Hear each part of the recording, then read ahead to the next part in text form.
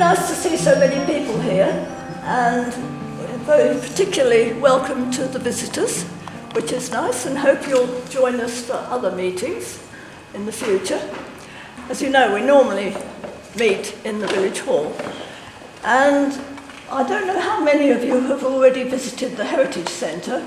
It's open Thursday afternoon, Saturday morning, and occasionally on Sunday afternoon when the windmill is open, which is the second Sunday of the month during the summer. So you could combine the two if you are coming from afar or not. And the Heritage Centre, we are manning it by 2 people every time, and we would like some more help doing that. You don't have to be an expert in anything particular. Always somebody comes and sees that it's open and the computers can be put on or not, depending whether anybody wants to use them for anything. And we can help, we hope, with family history and local history. I would like to thank Father Stephen for allowing us to meet here, because it's obviously appropriate when Adrian is talking about the history of the church. And it's nice to see, I think, people who've come who don't normally come to our meetings but are perhaps involved in the church. And I'm sure most of you know Adrian, either through him having been in the village or Billericay for a long time, and he is a church warden here, so he's very well placed to talk about the history. So please welcome Adrian.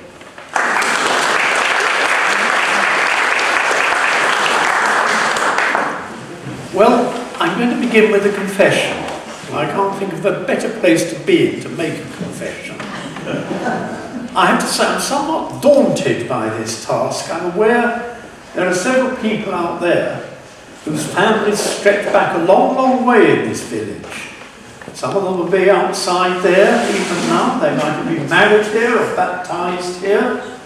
And here's me, a mere upstart of only 30 years living in the village, though I do claim to have known it for very much longer, because my papa used to work in stock occasionally and would bring me up, so I do have some sort of contact with it since about 1950.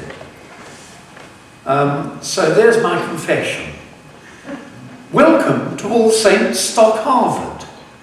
That is how we're still ecclesiastically known. Stock, a place within another place, or a place surrounded by a place enclosed by somewhere else.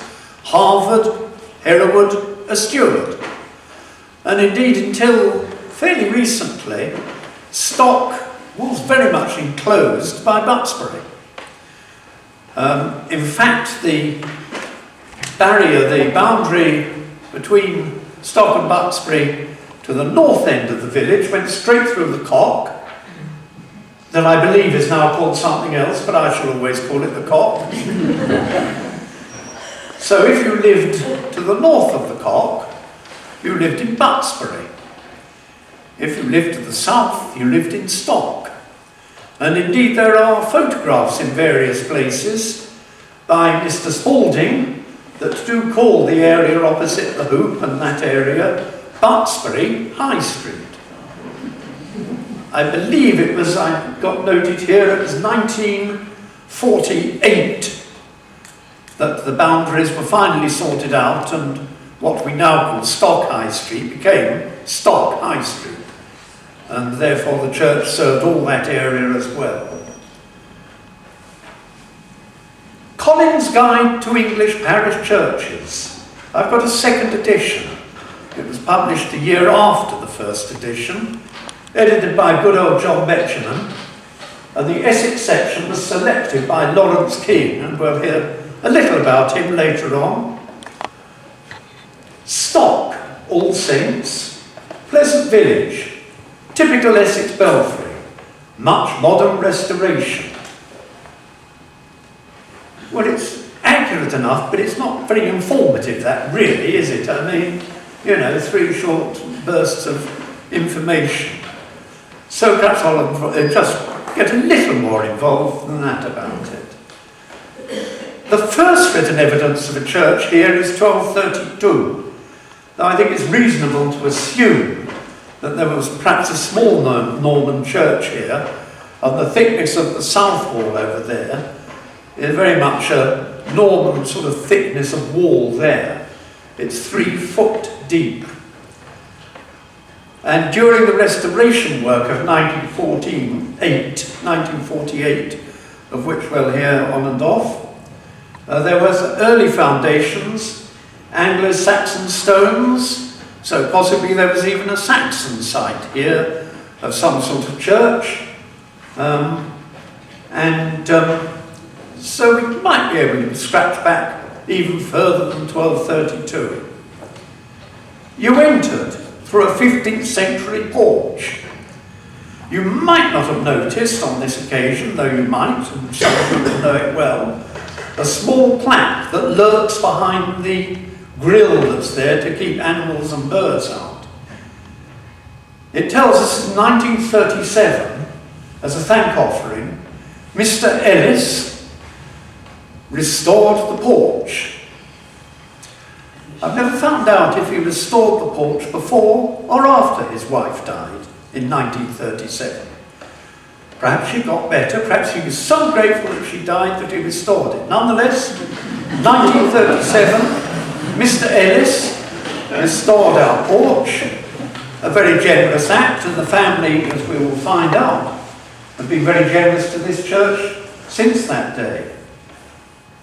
But for Mr. Ellis to do it was somewhat strange when you consider he lived in Butsbury. But I suppose it was the nearest church to him. On the other side of the door, the left-hand side, there's a holy water stool, very badly vandalised in the Commonwealth period. Very sad time for church architecture, the Commonwealth.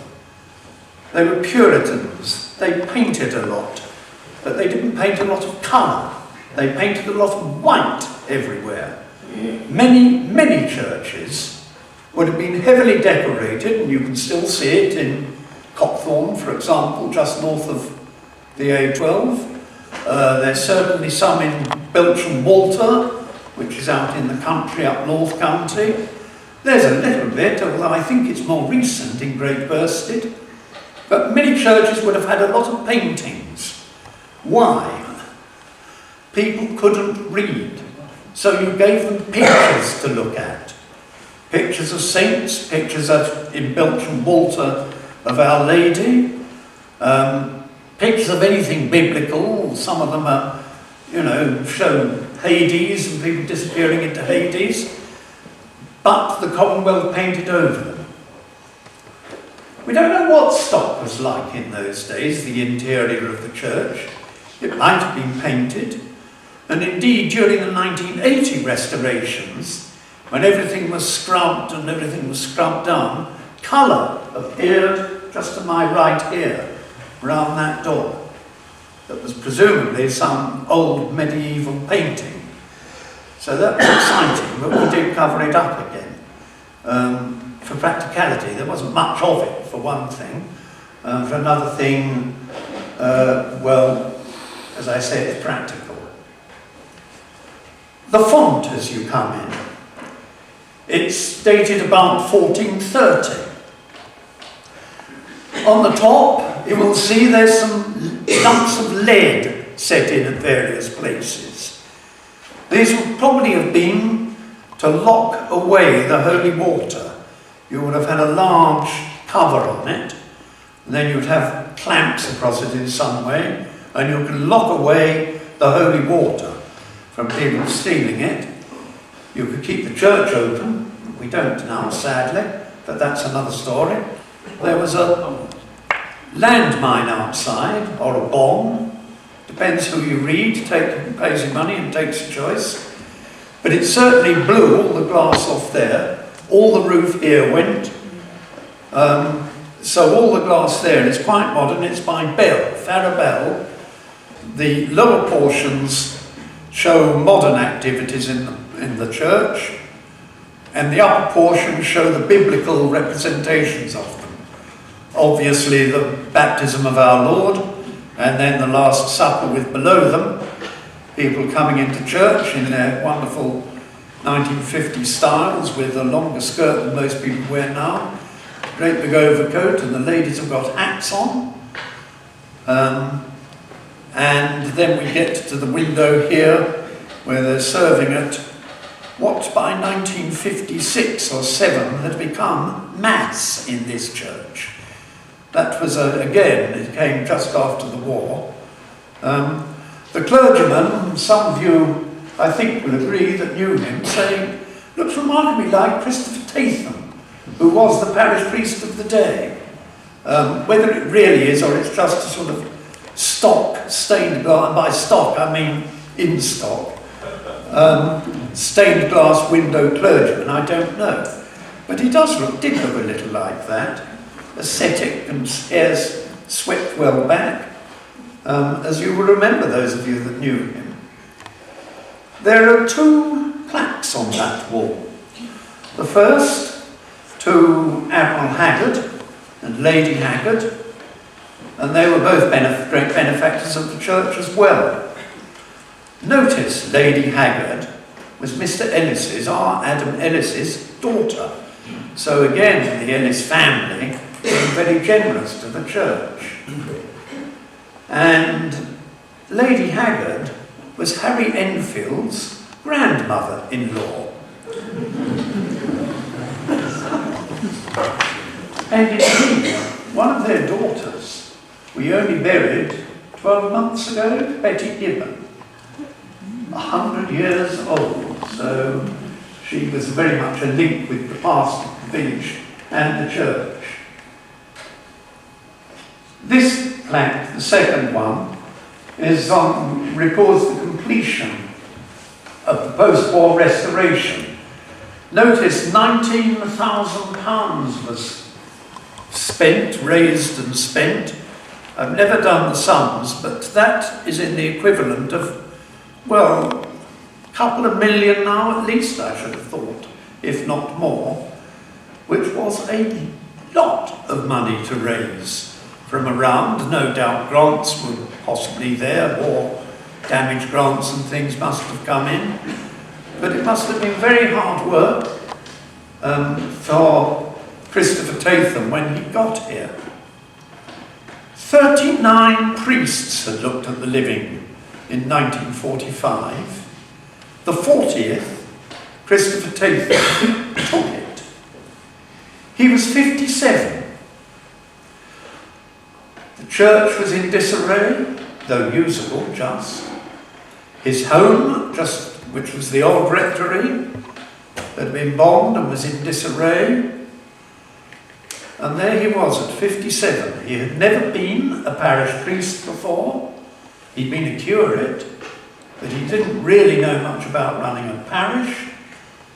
And he took the living. And he said to me on one occasion, he had never worked out whether it was faith or folly that brought him to stop. But thank God he came.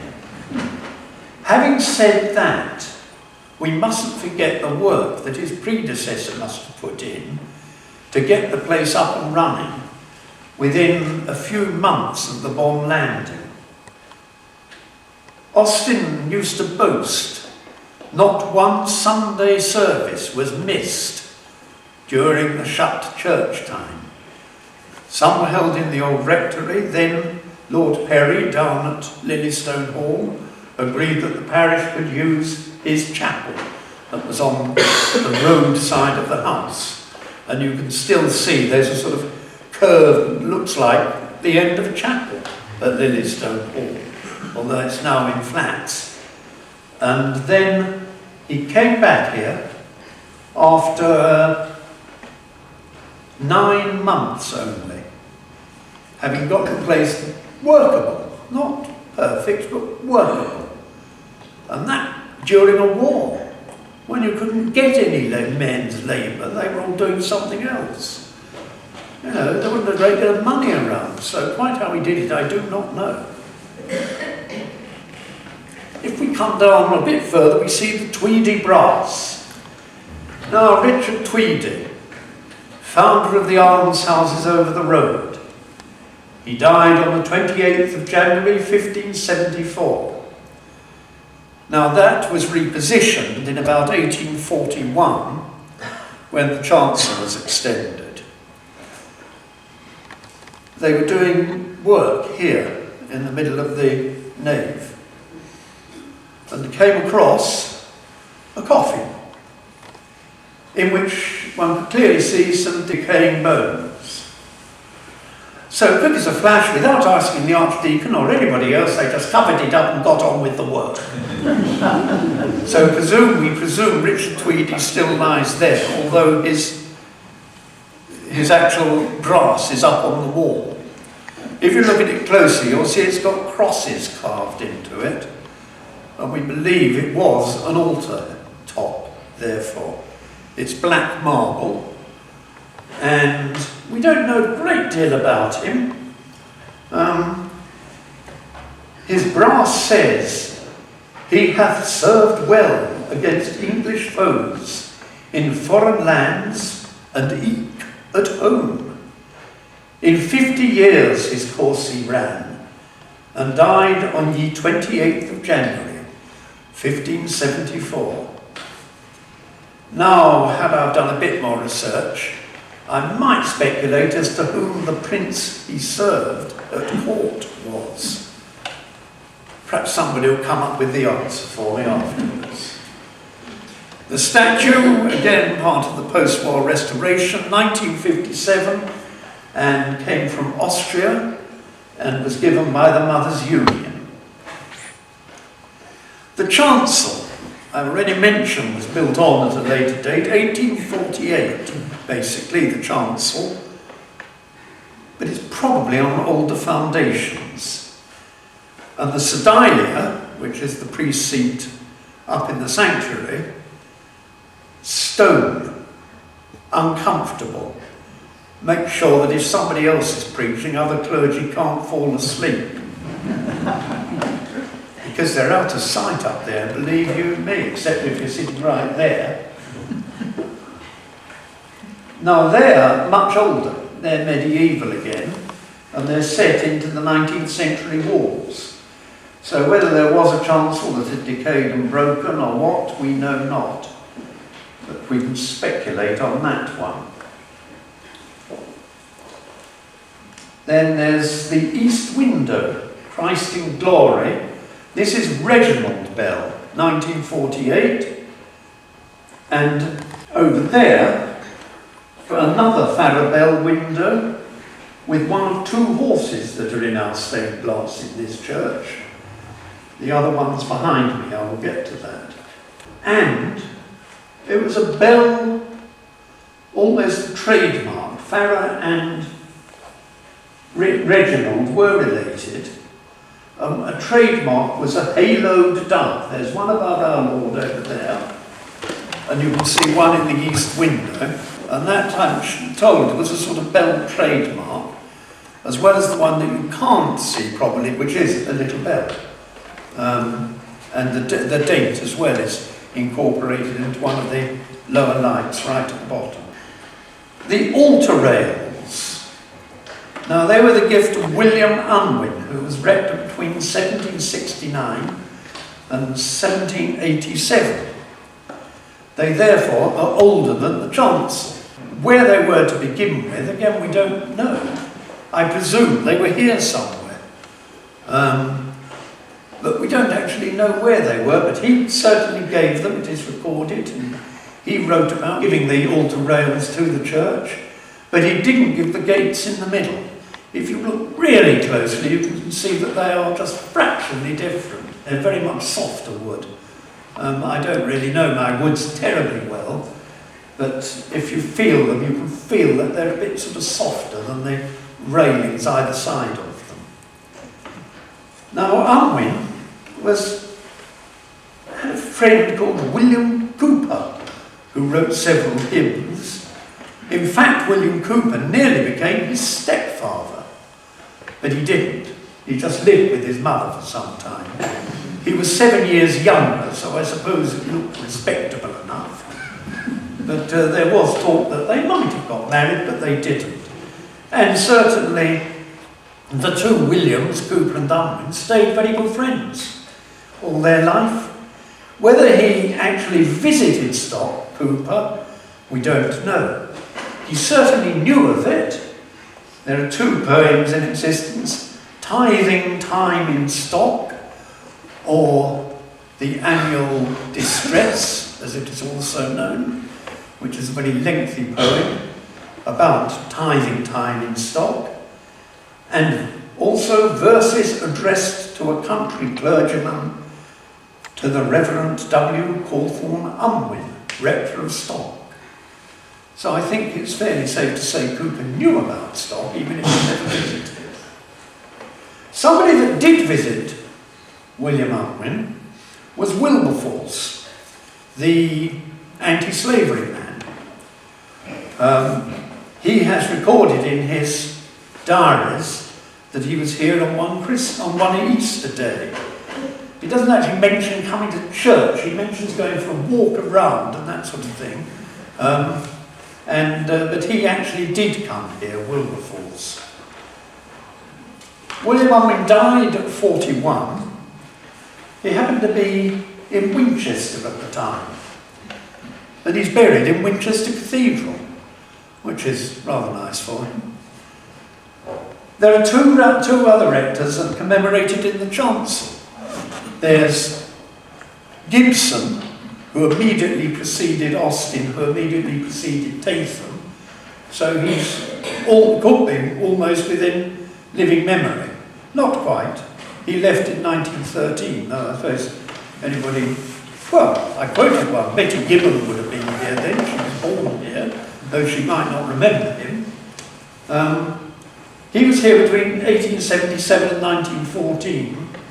His son was killed in the Great War and is remembered on the War Memorial in the middle of the village. And also mentioned is his wife on that plaque.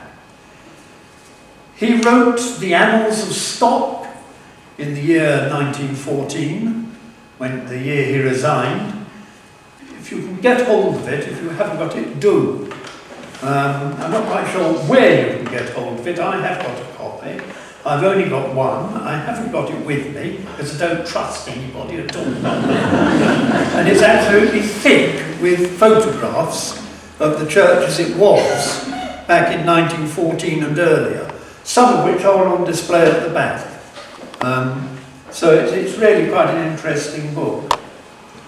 Then we have Zephaniah Pierce, a wonderful name. 1678 to 1703 he was rector, and his wife is also commemorated on that plaque. I know nothing about Zephaniah Pierce except he's got a lovely name, and his mother is buried in my chancel, he recorded. That possessiveness is not quite as odd as it seems, because there was a time, are you listening, Father Stephen, when it was the incumbent's duty to keep the chancel in good repair. So in order to call it my chancel really wasn't quite as nonsensical as it might appear, or possessive even. So that's Zephaniah Pierce. Then if we move further up and look at the sanctuary, I've mentioned Christopher Tatham. He has a window on the south wall in the sedilia that was made by David Wasley, and it's a wonderful piece of work. Do have a look at it.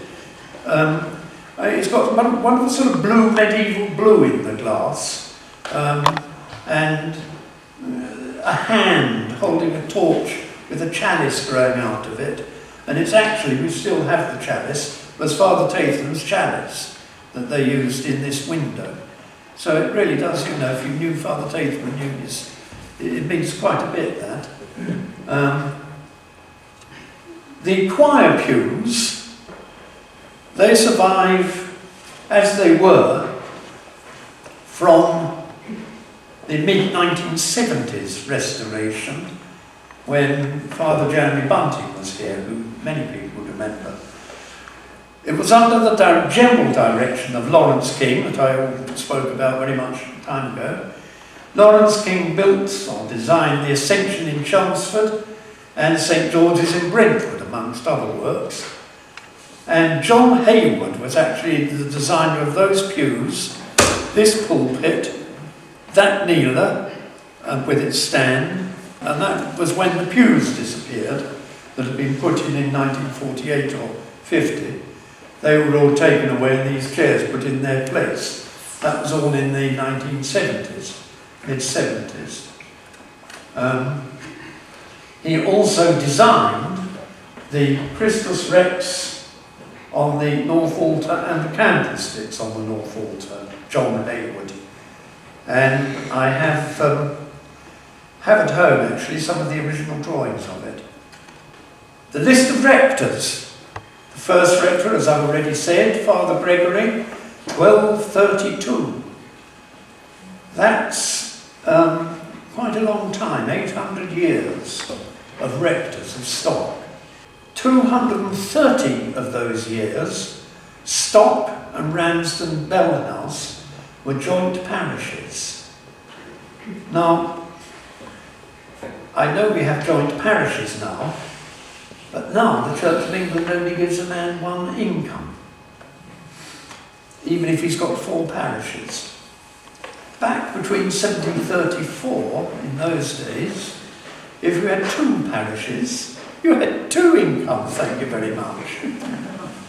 And quite often, you could actually just stick some curate out in one, pay half of one of your incomes, so you have 1.5 incomes for doing one church, which wasn't a bad way of going about things. Perhaps not terribly good for the congregation, but very good for the priest. If we look from behind this wall, the North Chapel, where we now keep our sacrament, was built originally as an organ chapel or chamber, 1904. The Bevington organ was built in there. It's up there now. It's the same, basically the same organ. So it was, I think, pretty good. And it was moved up there in 1948. The window, which depicts the Epiphany, is our second horse. And here they are again, the Ellis Haggard family. That one is given in memory of the Haggard girl's parents. The arched doorway here. This was discovered, or rediscovered, as they were building the organ chamber. And was opened up and could have been an entrance to a rood loft. There's an interesting sort of bulge in the wall just behind this pillar that could be the remains of a flight of stairs, we think. Whether it really is, we don't know, because we never hacked into it. I don't think we will.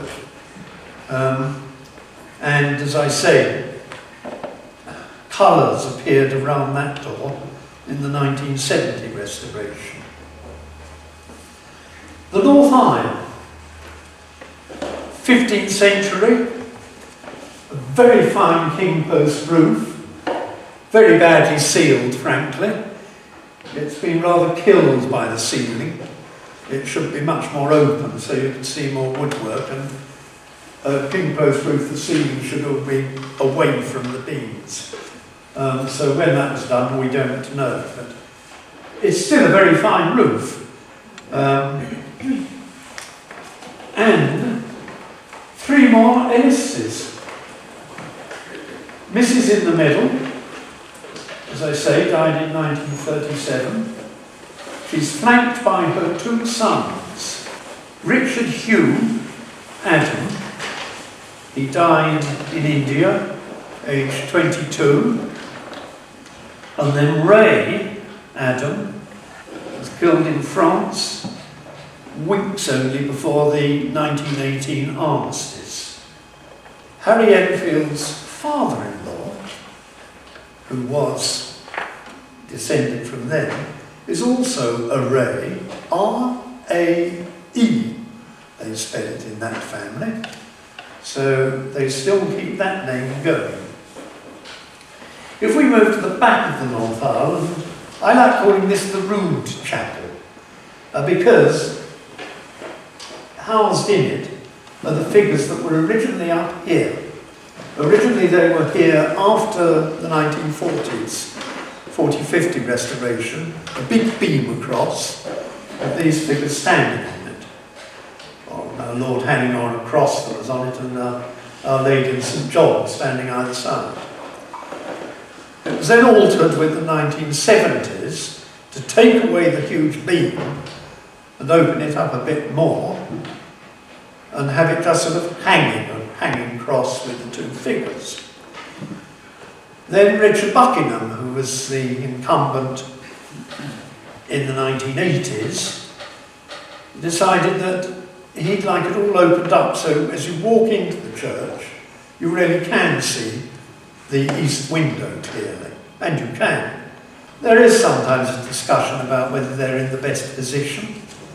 Some people think they should be here, where they'd be sort of more visible. But anyway, that's where they were put. They're lime wood and were designed in 1955 by Gwyneth Holt. Now, Gwyneth Holt did a lot of work around the diocese, some in the cathedral. I've already mentioned the organ that was originally here. It was moved there in 48.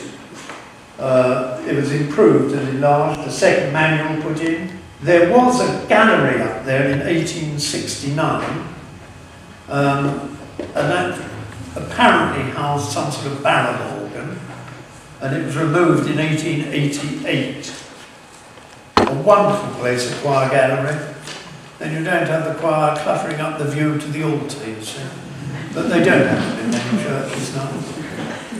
The belfry, 15th century. It's not one of the most complex of Essex steeples. Blackmore possibly holds that. That's a very sort of, 3 or 4 stages. Nonetheless, it is a very fine example. Alec Clifton Taylor raved about it in some book that I can't find. It's freestanding. In theory, you could sort of lift the whole thing up and move it 20 yards towards Billericay, it would still stay standing up. In practice, it might be a bit difficult to do that, I agree. But it doesn't lean on the church, in other words. Though I think it probably relies on the church somewhat. But it is freestanding. There are 3 bells. The oldest one is 1577, then one of 1799, and one of 1847. We can't ring up the bells. There isn't the strength up there since the 1940 bomb damage to ring up, but we can chime them and do from time to time.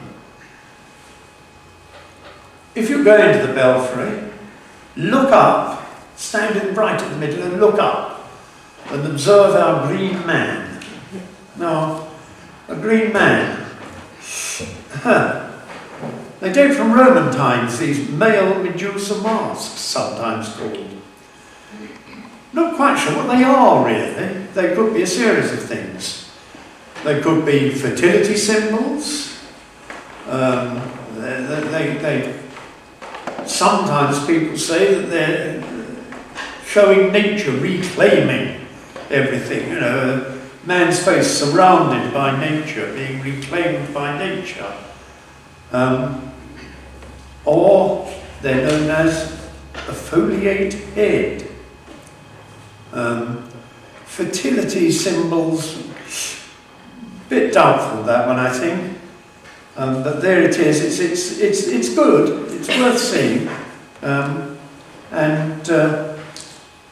As I say, possibly the best thing the easiest explanation of them is to remind us that all man is but grass. Do notice the kneelers. They were part of the 1980 restoration. A lot of people put a lot of work into them, and as we say at various things, please put them back as you leave. then we won't have to. But we're not leaving yet, I'm afraid. Outside, the stone cross that I've already mentioned is exactly where the landmine bomb or whatever it was fell. And that's now our garden of remembrance. And the cross is in memory of King George VI. And it's said to be unique in this dedication. It's the only one. Then if you look back at the west door, and above it there's some very fine tracery, dating from the 15th century. And it really is worth a look at that. Then if you go a bit further round, just above that window, the north window, there's another grotesque head which dates from about 1350. Again, quite what it does, I don't know. Probably scares devils, but it may not. A dragon weather vane, 1760. The year that George III came to the throne. And to our right are the vestries, and they were described by Dr. James Beckley, who was a relative of my mummy's. He described them in his re-editing of Pevsner's County History as exemplary. And they are pretty good. They're really Father Jeremy Bunting's memorial. He did all the money raising, or got other people to do the money raising for him. And he was the mover behind it. And they were opened in 1986. And as I often say when I'm standing in this pulpit, here endeth the lesson.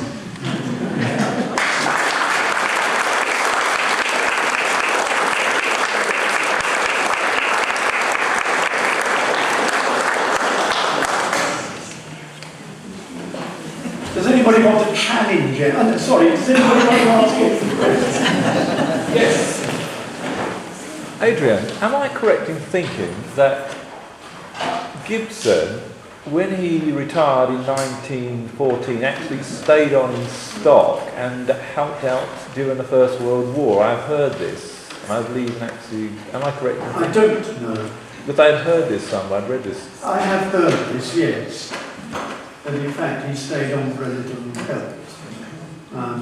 But I don't know if he was here for very long. Didn't he also write another book? I'm not quite sure. Did he write one that was... Oh, yes, I did make a note of that. He also, Gibson, also did a transcription of all the very old registers and things for the church. And indeed, I think he did up to about the 18th century with those. And there are some names in there of people whose families are still around. I think there's a Keeling or two in there. Okay, I don't think there are any Keelings left. There are Keeling descendants, but I think there are Keelings mentioned in there, and one or two others as well. But he also started a book on Ramsden Bell House, is that Oh, well, no, Ramsden Bell House. I don't know that he wrote a book on Ramsden Bell House. But of course, Austin wrote a book about rector of two parishes, which was including Ramsden Bell House. Although he virtually concentrates on stock, the occasion mentions Ramsden Bell House in his book. Anything else? Well, the painted ceiling, I'm glad that going up, but I think it's a wonderful asset to the church, and other people agree. But was it researched that the church had a painted ceiling at some stage, or did someone just have the idea? That ceiling, as far as I'm aware, was a creation of Christopher Tayford's. It was certainly here in his day, as other people will remember won't they?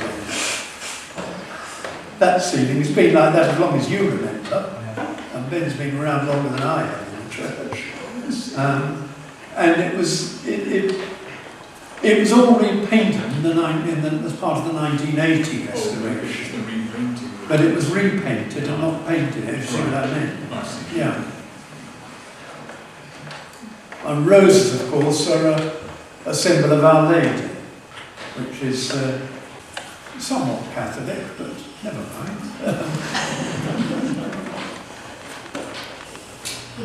Yes. Yes, the advancement, is it still handed down from rector to rector? Oh no. Let's think. The advancement at the moment is held by the Guild of All Souls. Before that, it was Miss Leslie Harvard, who was introduced into stock by Christopher Tatham. Christopher Tatham came here, as I said, just after the war, bringing with him, and there's a picture of them at the back, a small group of ladies, all of whom had been bombed out of their homes in West London, May evening. Mrs. Austin had the living when Tatham took it. Then Tatham took it. And at the moment it's the Guild of All Souls. Although technically, I think at the moment, am I not right, Father Stephen? We haven't got a patron technically, because the bishop said we couldn't have. Technically, yeah. Technically, yes, I thought like that. But there is a list of, included on the list of rectors that I didn't really mention, it is the name of the patron of the living as well. So it's changed quite a lot over the years. And don't come running to me to say it's incomplete. It isn't, unfortunately. That is a complete list of known rectors of stock, because we don't have one now. We have a priest in charge. I'm just splitting hairs. Yes, I know it's like time that Father Stephen's on it. Anybody? Yes. That evening when the landmine was dropped, that's a lone mine. And he might have been aiming for the army camp down on the Englishtown Road. It could have been. Yes. Yes, we don't really know why they dropped it there, although they were on their way home, I believe. They sort of dropped things willy-nilly, so they didn't have them when they wanted to. There was an army camp down there. There was an army camp down where, what do they call it? I call it Anthrax Grange. Oh, Harvard Grange. There was an army camp down there, wasn't there? Yeah, further. Further out. Adrian, I think we've all thoroughly enjoyed your talk tonight, hearing about the different bits of the church and the history and all the rest of it, and you've obviously covered practically all of it, because there haven't been that many questions afterwards, and some are comments rather than questions. You obviously have answered what everybody wanted to know. So once again, thank you very much, and can we show our thanks in the normal way?